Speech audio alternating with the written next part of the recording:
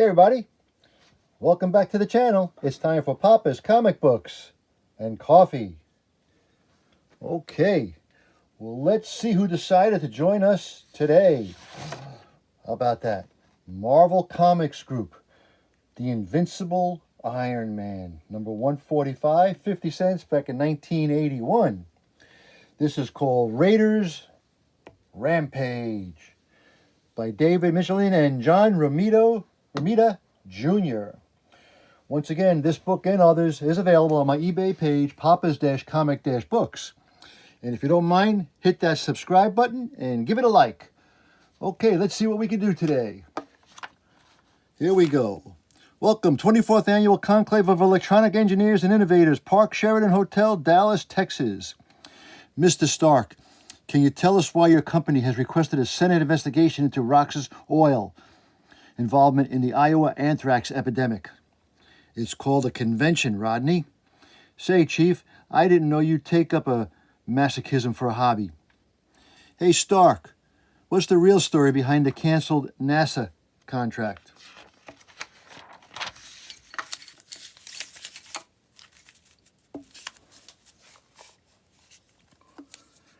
Please, people, I'll be happy to hold a press conference when the conclave is over. But right now, I really have nothing to say. Fair enough? That's right, ma'am. Room 1402. Phew, sometimes being the head of a multi-million-dollar corporation can be a real pain in the neck. Yeah, I was just thinking that while I was parking the Learjet at the private airfield. What a drag. Okay, point taken. I guess sometimes I do dwell on the pressures and take the pleasures for granted. Whoops, thanks anyway, son, but I'm kind of used to carrying this briefcase myself. Especially when my Iron Man armor is inside. So, Rhodey, now that we're checked in, I suppose you'll want to rest from the flight. Actually, Chief, I thought I'd take the limo we picked up at Stark International Dallas branch and go cruising for cowgirls.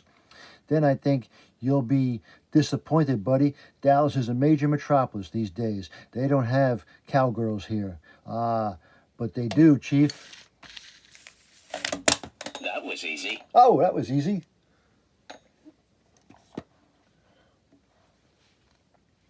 And as private pilot, Jim Rhodes steps out into the hot southwestern sun. His employer enters the temperature-controlled display area where new products are being hyped, services are being sold, and old acquaintances are being renewed. Stark, hey Stark, wait up. Who? I'm Cord, Edwin Cord, head of the Cord conglomerate. We met at the Lions Club dinner a couple of years ago. Oh yes, that's right. I just wanted to tell you that I'm really glad that you could make it to this convention. Stop by my booth later. We'll have a drink. Why, thanks, Mr. Cord. Odd, I vaguely recall meeting Cord, but I don't remember him being so friendly. I wonder what was that all about, Stark? I beg your pardon? Sorry, my name's Burke, purchasing agent for Supreme Headquarters International Espionage Law Enforcement Division. SHIELD, you know. Cord compromised security on a project he was conducting for us a few weeks ago, and we've been keeping an eye on him since, afraid he might leak information to the wrong party. You understand, mind telling you what he said to you? Basically, Mr. Burke, he said, hi. Oh, I see. Thank you, Mr. Stark. Good day.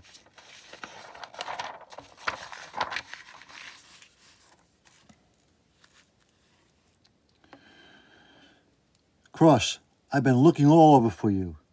We've met? Mr. Stark, this is Jonas Hale of Rocks and Oil. Sorry on the interrupt, Stark, but Cross and I have to go over the seminar we're co-hosting tomorrow and to squeeze like oil from a turnip right now. Oh, yes, I forgot. No problem. Here, Stark. Have a button. What? Roxanne. Here, wastebasket. Have a button. Interlude. The same moment in a hotel room several stories above. Okay, the minicams in our helmet units are on and transmitting. Time to begin final systems check. Selective wire wristbands, primed and functional. Raider 1, operative. Force shield and siphon net, fully charged. Raider 2, operative. Implosonic shatter guns armed in human radar, Raider 3 operative, and ready to stomp that iron bozo into dirt. While at ground level, the man who invented the iron bozo at least reaches the Stark International exhibit at last. An impressive array of slideshows, rear screen projectors, and live commentators, augmented by a nearby display of advanced video technology designed, constructed, and avidly watched by SI Electronics whiz Scott Lang.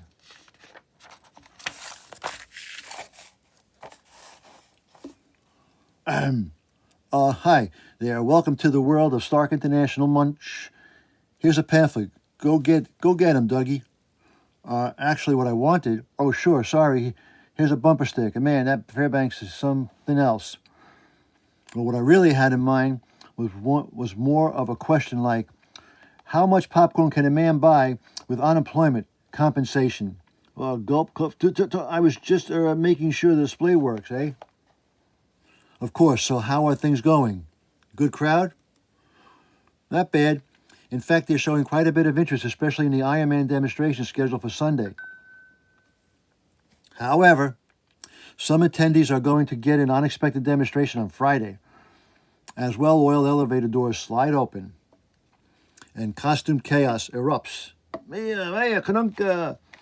All right, men, there's the Stark exhibit, so zero in and let's show these wide-eyed rubes that the Raiders have arrived. What the? Look out! Flying goons staffing the SI display. Strafing. I've got to change to Iron Man and stop them before... Come on, Tony. We've got to stop those creeps before they hurt someone. But I shouldn't we wait for... Scott. I used to tangle with tougher punks than these back when I was a cat burglar. Woof. And I'll bet I can still take them even without the Ant-Man costume I left back in New York.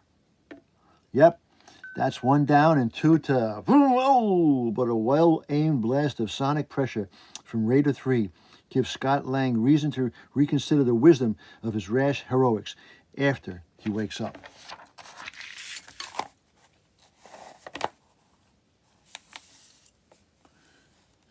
Good, we can use the practice. Raider 1, it's the hotel's rent-a-cops. Thank goodness Scott's just stunned. Hopefully those security guards will keep the Raiders off his back and off mine, at least long enough to make a quick costume change. The rear projection booth isn't exactly an ideal dressing room, but it's deserted. And there are times when beggars and superheroes can't be choosers.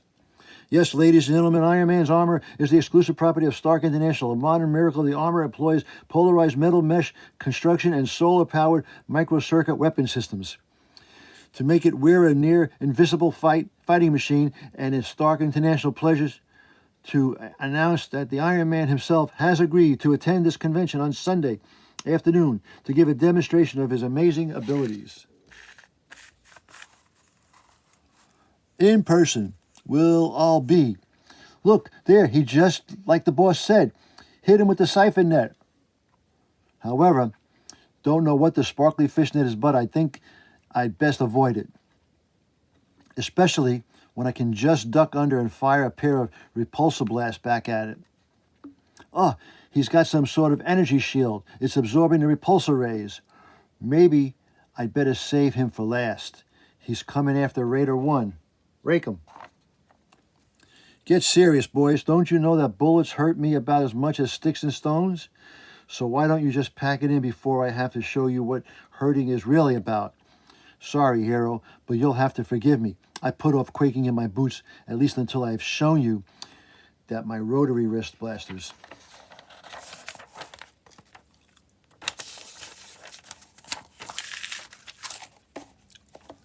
are just full of surprises. Wow, streams of liquid melting my repulsor units. Must be concentrated acid. He's off guard, Raider 3. Use your shatter guns. Now. Boom. Ka-chow. Good work, Raider 3. Your sonic blast embedded Iron Man in the wall. He can't move, and without his repulsors, he's helpless.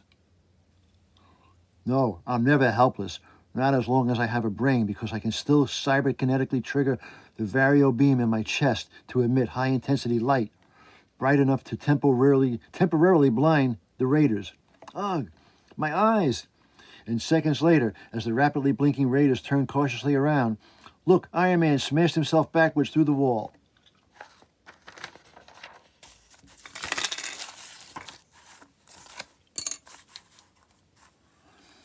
Yeah, but he's not in the room on the other side.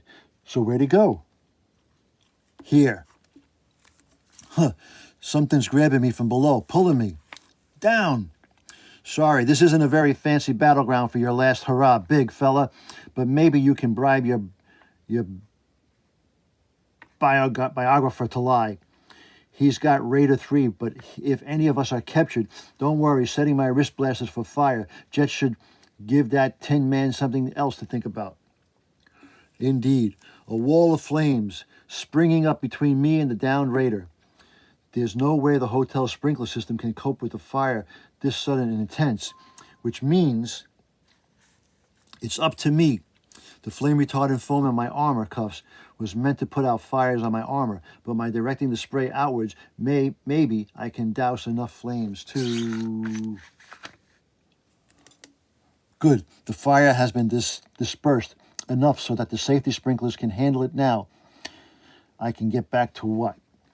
The Raider I decked is gone. They're all gone. Blast! Moments passed, and after a second stealthy costume change, it is a wearily millionaire who returns to his company's massive electronics display, or at least to what's left of it. I don't get it, Tony. I don't know. It doesn't make any sense. Those flying maniacs only hit our exhibit, but they didn't hurt anybody or steal anything. So why did they do it? And that bothers me more than a little. Grimly, Tony Stark turns to face a seemingly endless stream of questions from the police and fire authorities, questions that have no answer. I have a few answers. So that it was well after dark when the haggard inventor finally entered his rented suite. I know it's late, but I better call Beth.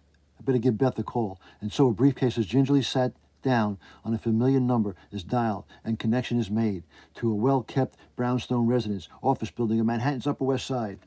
Hello, Cave and McPherson Security Specialist, Bethany Cave speaking.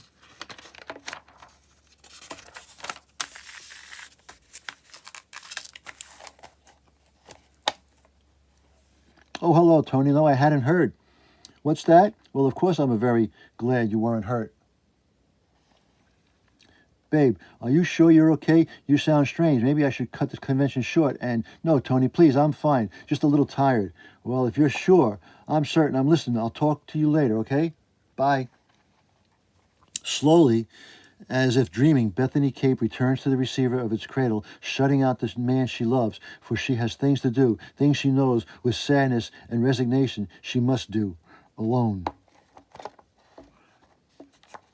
I don't like it. Something's wrong. Beth is too withdrawn, almost like the life has gone out of her. But I guess there's nothing I can do to help until she lets me. And perhaps she will. But for now, Tony Stark has problems of his own to worry about. Great stuff, boys. The preliminary footage of Dynamite, just the proof I need. The Raider system is working, but even better than I'd hoped. But now, you'd all better get some sleep. You're going to need it for the Sunday's finale, because it'll take every edge we can get to pull it off. The defeat of Iron Man.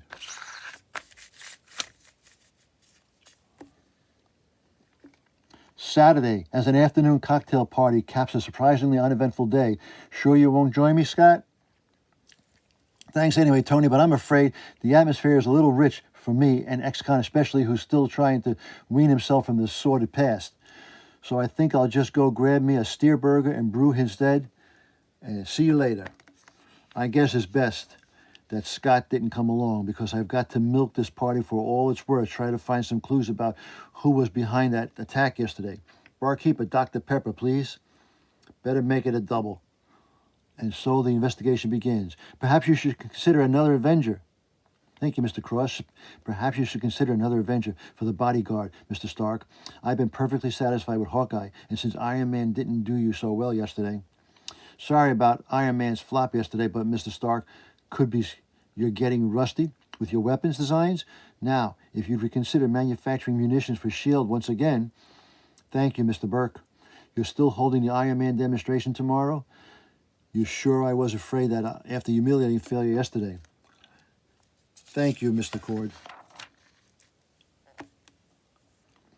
I can't say as I'm sorry about the embarrassment yesterday, Stark. After all, the times Iron Man has interfered with my company's projects. Thank you, Mr. Hale.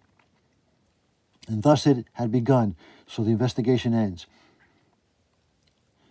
Empty. If anything, I've got even more suspects than before, and I don't have the slightest idea where to turn next. Hick, Rosebuds, the sled.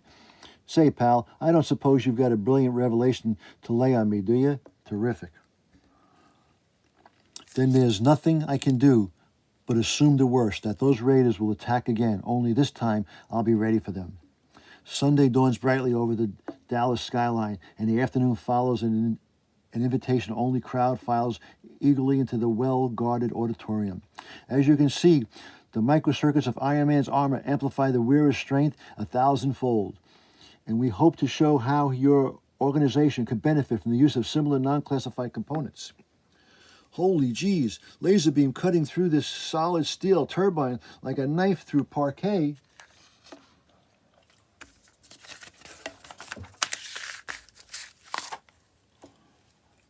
It's the Raiders. Hit it, Lang. Gotcha, Shellhead.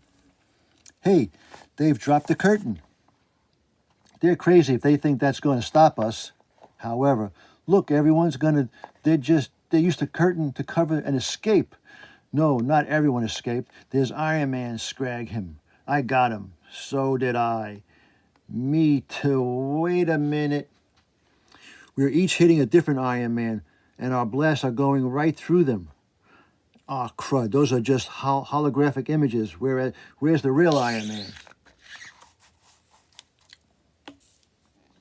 Would you believe, behind you, my image inducer worked. They let me set these guys up for a sucker punch.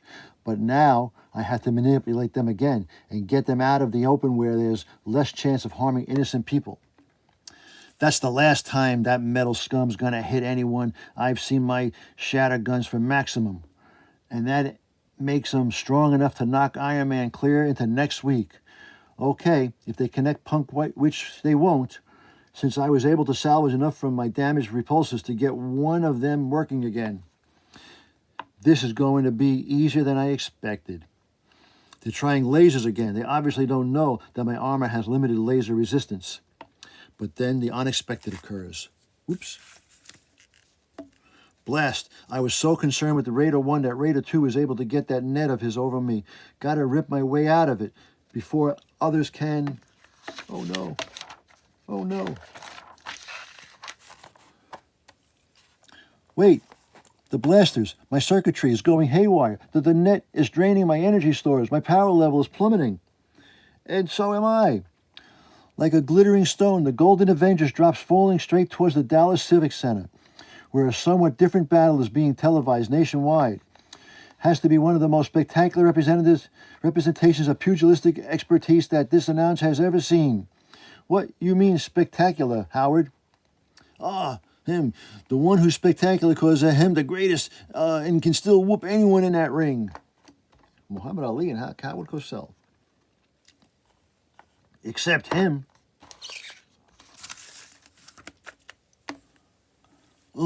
I was able to get the net off, but my power's almost nil. Have to recharge fast, but need massive electricity source.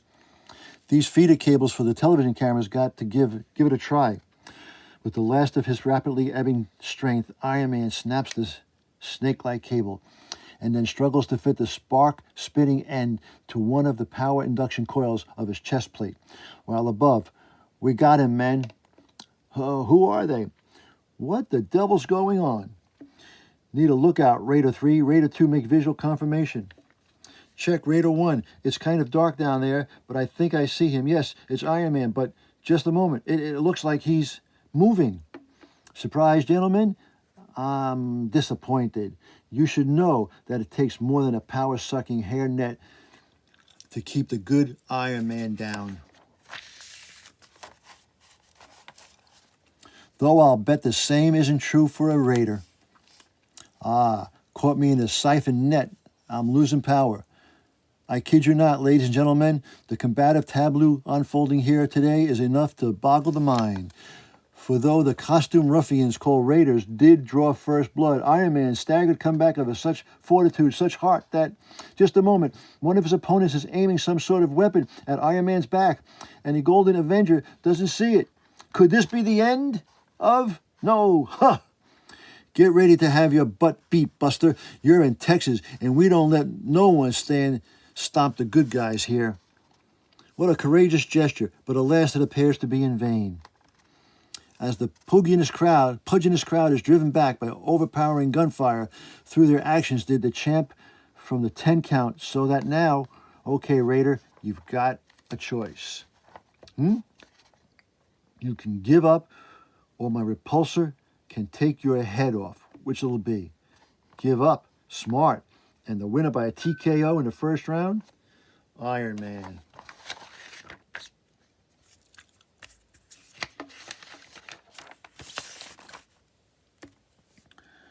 Suddenly, Sunday evening, as these films show, the Raider system is effective even against a superhero.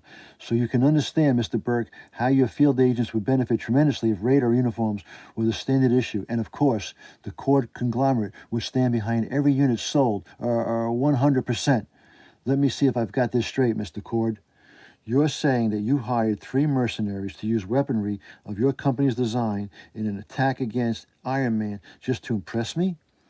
That you put innocent lives in jeopardy, caused widespread destruction of private property all in the hope that S.H.I.E.L.D. would bail your corporation out with a contract to replace the canceled Mauler project?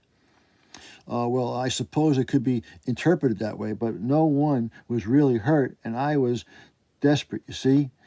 I do see, Mr. Cord. In fact, I've seen quite enough. Then you've reached a decision? That I have, Agent McClurkin Gottfried.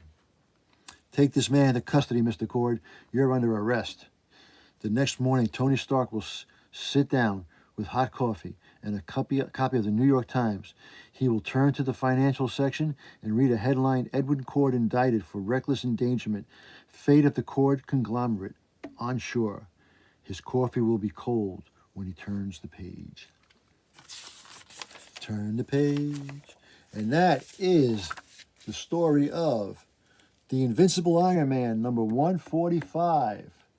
Okay, well, I hope you like that book. Don't forget, this book and other ones are available on my eBay page, Papa's-Comic-Books. Hit that subscribe button if you don't mind, and give me a like or give me a dislike. Tell me what's going on. And as I always say, that was easy. Until next time, Papa is out.